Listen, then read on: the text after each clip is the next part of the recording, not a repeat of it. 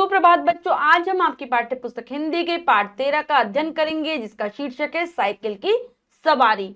तो बच्चों, इस पाठ के माध्यम से लेखक अपनी साइकिल की सवारी के बारे में बता रहे हैं कि किस प्रकार से जब उन्होंने पहली बार साइकिल चलाना सीखा था तो किस प्रकार की उनकी हालत हो गई थी। पाठ को शुरू करते हैं।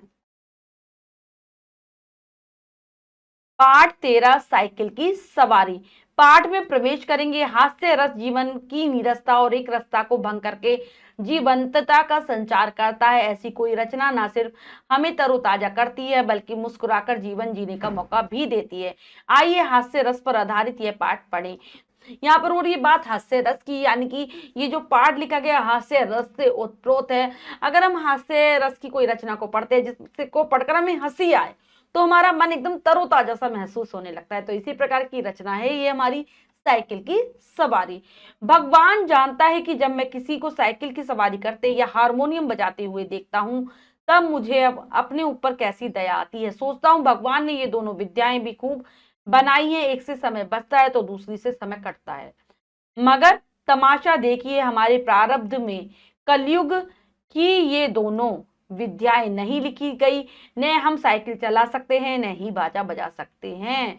तो लेखक कह रहे हैं कि ये बात मतलब भगवान ही, ईश्वर ही समझ सकता है कि जब मैं किसी को साइकिल की सवारी करते हुए देखता हूँ यानी कि साइकिल चलाते हुए देखता हूँ या फिर हारमोनियम बजाते हुए देखता हूँ तो मेरे ऊपर मतलब मेरे अंदर क्या बीतती है, मुझ पर, मुझे अपने ऊपर कितना तरस आता है कि ये दोनों चीजें मुझे आती ही नहीं और दोनों मेरी विद्याएं मेरे लिए बनाई ही नहीं गई। क्योंकि एक से तो समय बचता है, साइकिल पर अगर हम जाएंगे तो जल्दी काम हो जाएगा, और दूसरे से समय कटता है, जब हम बोर हो रहे हो तो हम हारमोनियम बजा सकते हैं।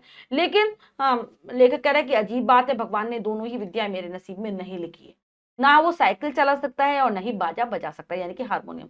शायद 1932 की बात है कि बैठे बैठे ख्याल आया चलो साइकिल चलाना सीख ले।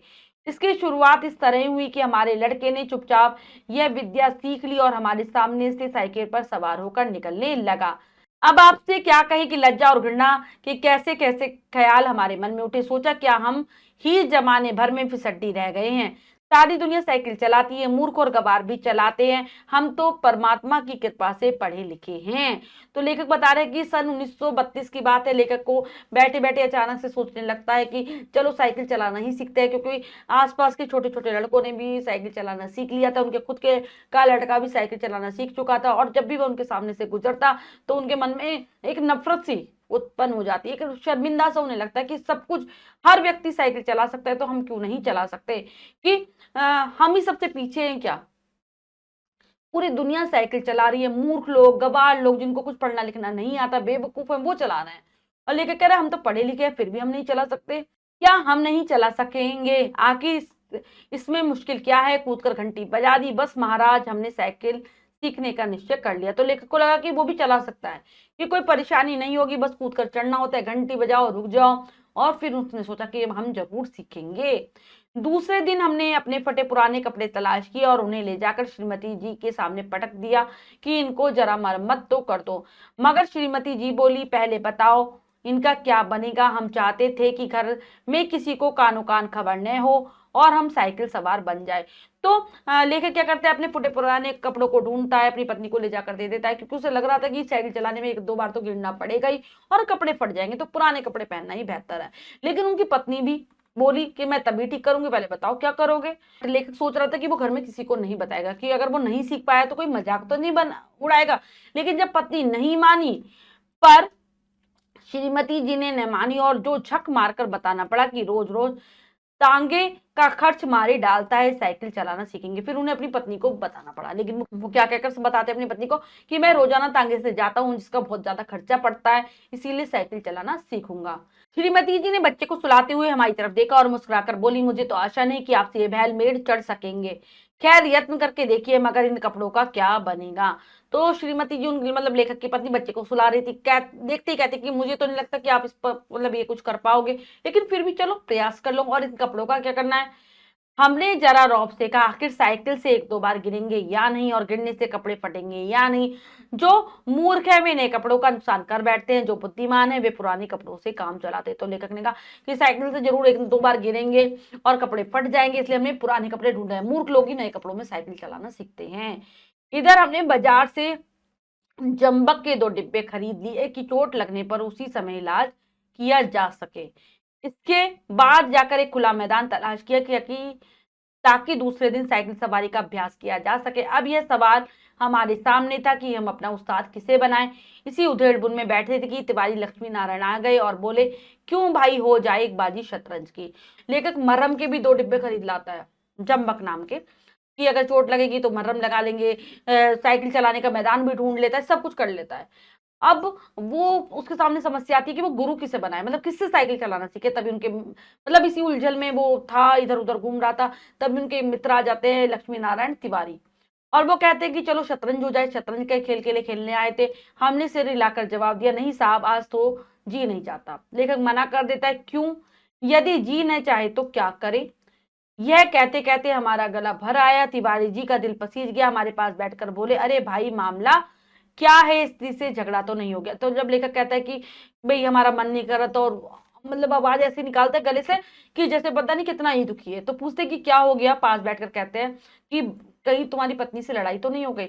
हमने कहा, तिवारी भैया, क्या कहीं सोचा था साइकिल की सवारी सीख ले, मगर अब कोई ऐसा आदमी दिखाई नहीं देता जो हमारी सहायता करे। बताओ, है कोई ऐसा आदमी तुम्हारे ख्याल में? तो लेखक बता देता है कि वो साइकिल सीखना चाहता है, लेकिन कोई उसे गुरु नहीं मिल रहा। क्या तुम्हारी कोई नजर में हो? तो पूछता है तिवारी से कि बता दो। तिवारी जी ने हमारी तरफ बेबसी की आंखों से ऐसे देखा मानो हमको कोई खजाना मिल गया और वे खाली हाथ रह जाते हैं। बोले, आदमी तो ऐसा है, मगर वह मुफ्त में नहीं सिखाएगा, फीस लेगा, दे सकोगे। तो वो एक बता देते कि एक आदमी है, वो तुम्हें सिखा देगा।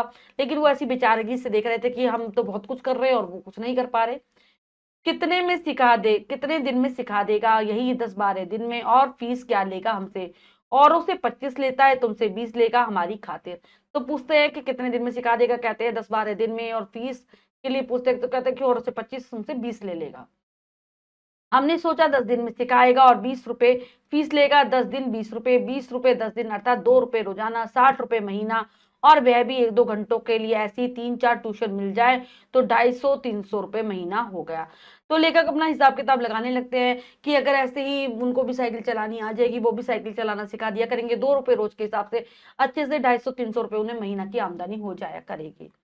इधर तिवारी जी मामला तय करने गए, उधर हमने यह शुभ समाचार जाकर श्रीमती जी को सुना दिया कि कुछ दिनों बाद हम ऐसा स्कूल खोलने वाले हैं जिसमें 300-400 रुपए महीने की आमदनी होगी।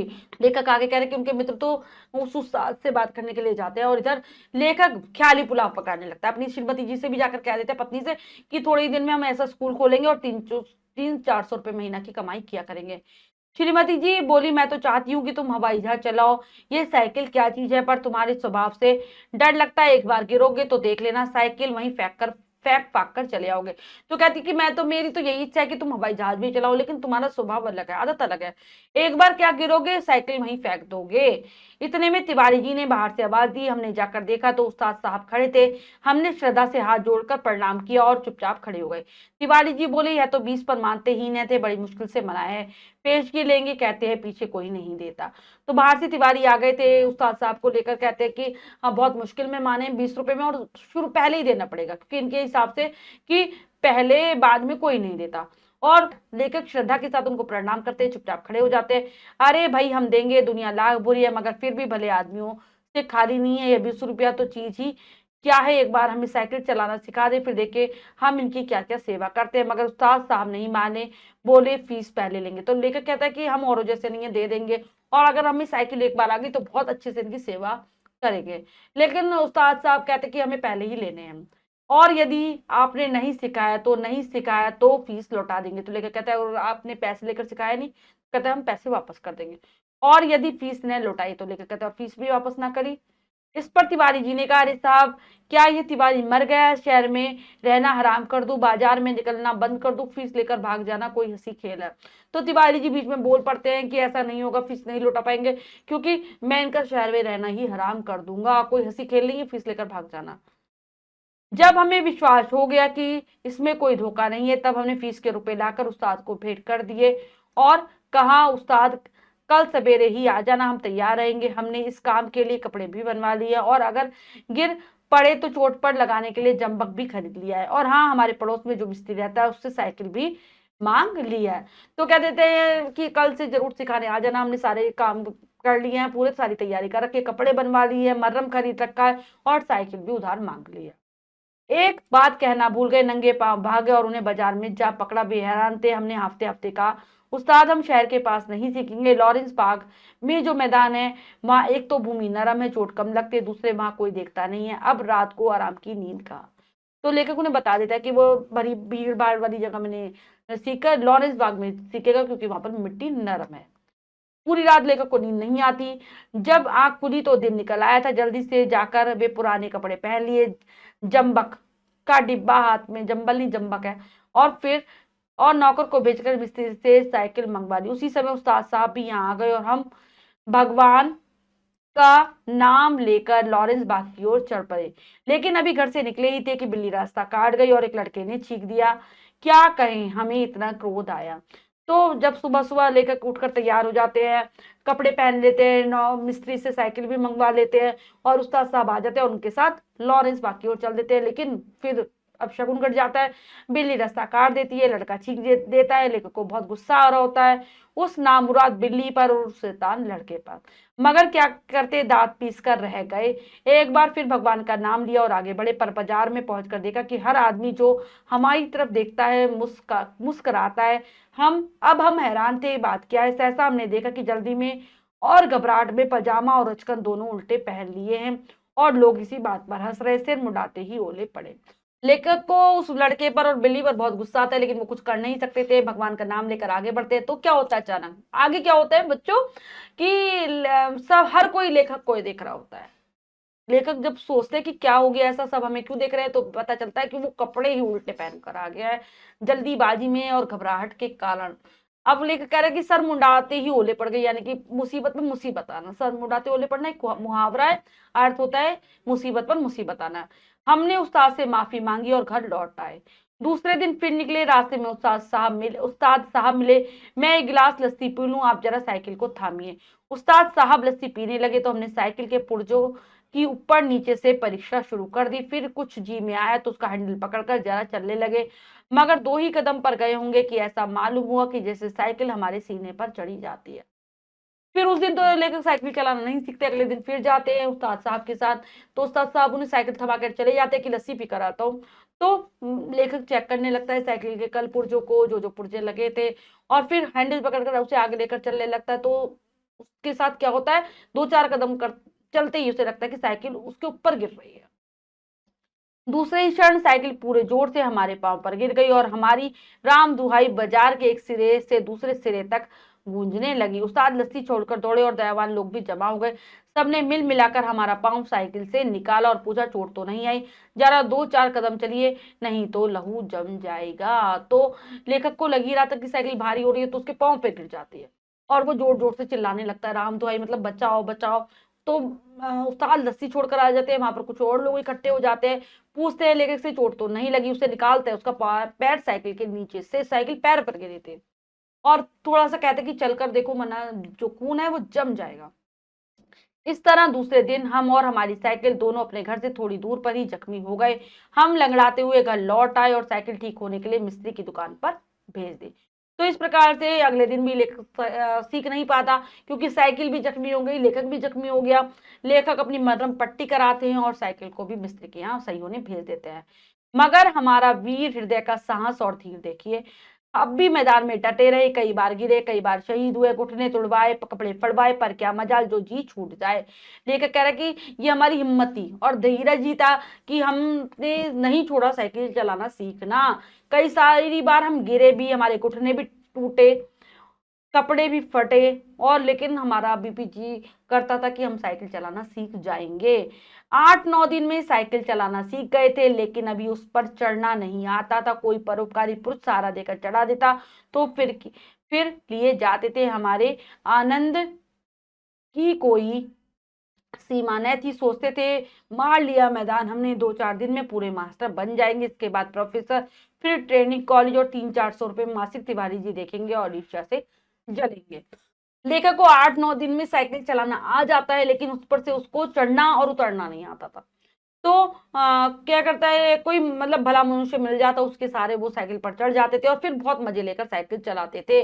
सोचते थे कि अब तो हम अच्छे से सीख ही गए हैं, थोड़े दिन में और 2-4 दिन बाद पूरे मास्टर हो जाएंगे, फिर हम प्रोफेसर हो जाएंगे, ट्रेनिंग स्कूल खोल लेंगे, 300-400 रुपए महीना कमाएंगे। फिर वही ख्याली प्रलाप, और तिवारी जी भी हमसे जलने लगेंगे। उस दिन उस्ताद ने हमें साइकिल पर चढ़ा दिया और सड़क पर छोड़ दिया कि ले जाओ अब तुम सीख गए। अब हम साइकिल चला रहे थे और दिल ही दिल फूले न समाते थे, मगर हाल यह थे कि कोई आदमी 200 गज के फासले पर होता तो हम गला फाड़ फाड़ कर चिल्लाना शुरू करते, साहब जरा बाईं तरफ हट जाइए। दूर फासले पर कोई गाड़ी दिखाई देती तो हमारे प्राण सूख जाते। उस समय हमारे मन की जो दशा होती थी उसे परमेश्वर जानता है। जब गाड़ी निकल जाती तब कहीं जाकर हमारी जान में जान आती। तो एक दिन क्या करते, उनके उस्तादों ने साइकिल पर चढ़ा देते, सड़क पर छोड़ देते कि चलाओ आराम से। तो लेखक को दिल में ही दिल में तो बहुत खुशी हो रही थी, लेकिन अगर 200 गज की दूरी पर भी कोई व्यक्ति होता तो जोर जोर से चिल्लाकर उसे कहते बाई तरफ हो जाओ, बाई तरफ हो जाओ। और गाड़ी आ जाती तो लेखक के जो प्राण है वो हलक में आ जाते, ऐसा लगता है कि अभी मर जाएंगे। तो वो उस समय उसकी जो हालत थी, वो कह रहे हैं कि वो केवल भगवान ही जानता है। और जब उनके आगे से वो गाड़ी निकल जाती तब उनको ऐसा लगता है कि प्राण वापस आ रहे हैं। सहसा सामने तिवारी जी आते हुए दिखे। हमने उन्हें भी दूर से ही अल्टीमेटम दे दिया कि तिवारी जी बाई तरफ हो जाओ वरना साइकिल तुम्हारे ऊपर चढ़ा देंगे। तिवारी जी ने छोटी छोटी आंखों से हमारी तरफ देखा और मुस्कुराकर कहा, जरा एक बात तो सुनते जाओ।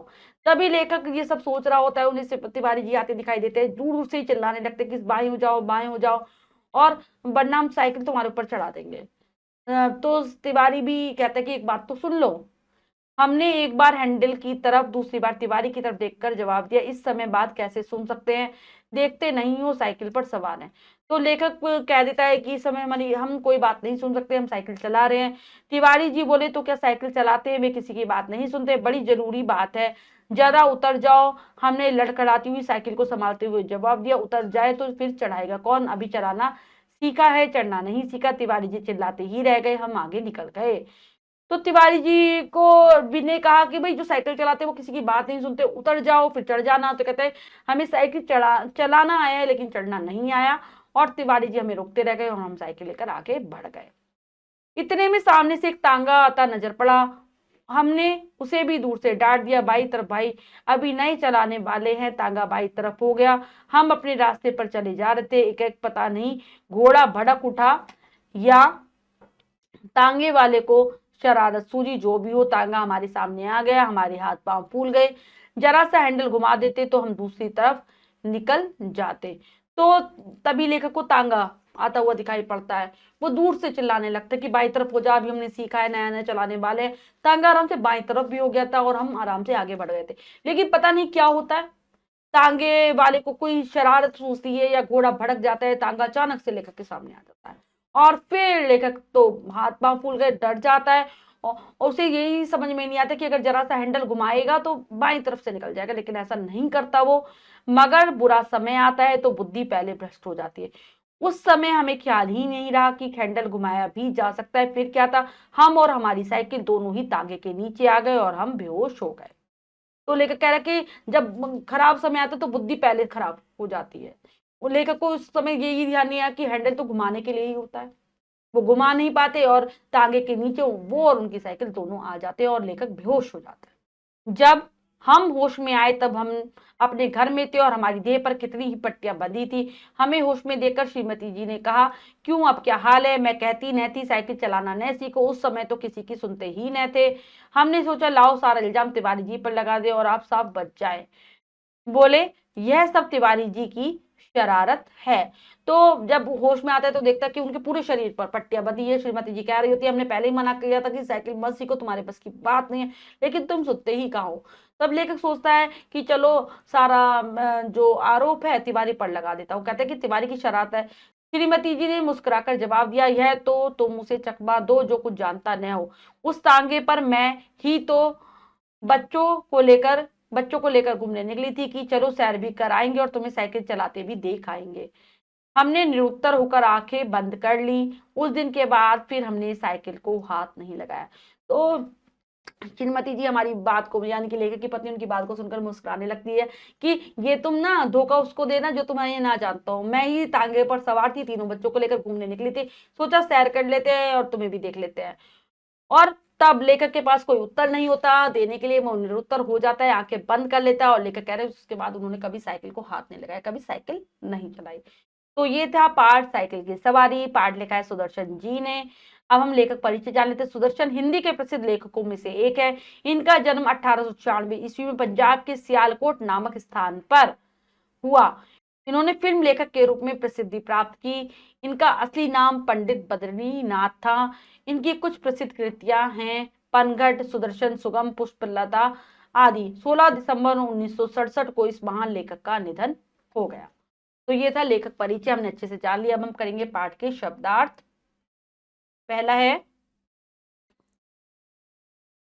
विद्याएं, कला, उस्ताद, गुरु, प्रारब्ध, भाग्य, नामुराद, अशुभ, लज्जा, शर्म, लहू, रक्त, घृणा, नफरत, जख्मी, घायल, फिसड्डी, पीछे रह जाना, अल्टीमेटम, चेतावनी, यत्न, कोशिश, देह, शरीर, जंबक, एक प्रकार की दवाई, इल्जाम, आरोप, बेबसी, लाचारी, चकमा, धोखा। तो ये हैं पाठ के शब्दार्थ बच्चों, इन्हें आप बहुत अच्छे से याद कर लेंगे। अब हम कर लेते हैं पाठ का अभ्यास कार्य। पहला प्रश्न करेंगे, लिखित प्रश्न में से सही उत्तर वाले गोले को रंगे। प्रश्न में 3 विकल्प है, 2 गलत है, 1 सही है। हमें सही विकल्प को चुनना है, सही का निशान लगा देना है बच्चों। करते हैं। लेखक ने किस विद्या को समय काटने का साधन बताया? साइकिल चलाने को, हारमोनियम बजाने को, घूमने को। तो हारमोनियम बजाने को बताया था। लेखक ने फटे पुराने कपड़े किसे दिए? भिखारी को, तिवारी को, पत्नी को। पत्नी को दिए थे सही करने के लिए। लेखक भगवान का नाम लेकर कहाँ चल पड़े? लॉरेंस बाग, करोल बाग, सुनहरा बाग। तो लॉरेंस बाग। लक्ष्मी नारायण तिवारी कौन थे? लेखक के बड़े भाई, लेखक के रिश्तेदार, लेखक के मित्र। तो ये लेखक के मित्र थे। साइकिल सिखाने वाले उस्ताद ने कितनी फीस दी? 20 रुपए, 50 रुपए, 100 रुपए। तो 20 रुपए लेते हैं। अब अगला, रिक्त स्थानों की पूर्ति कीजिए करते हैं उचित शब्दों के द्वारा। हम ही संसार में फिसड्डी, फिसड्डी जो कि पीछे रह जाए, फिसड्डी रह गए हैं रोज रोज तांगे, तांगे का खर्च मारे डालता है। अगला है आनंद, आनंद की कोई सीमा न थी। सामने एक और, सामने से एक तांगा, तांगा आता नजर पड़ा। हम क्या आ जाएगा? हम साइकिल पर हैं और साइकिल हमारे बस में नहीं है। इसके बाद अगला है किसने किससे का? भगवान ने ये दोनों विद्याएं भी खूब बनाई हैं। लेखक ने स्वयं से। पहले ये बताओ इनका क्या बनेगा? पत्नी ने लेखक से, या हम श्रीमती, श्रीमती भी लिख सकते हैं। श्रीमती ने लेखक से। अरे भाई मामला क्या है? ये कहा तिवारी ने लेखक से। हम शहर के पास नहीं सीखेंगे, ये कहा लेखक ने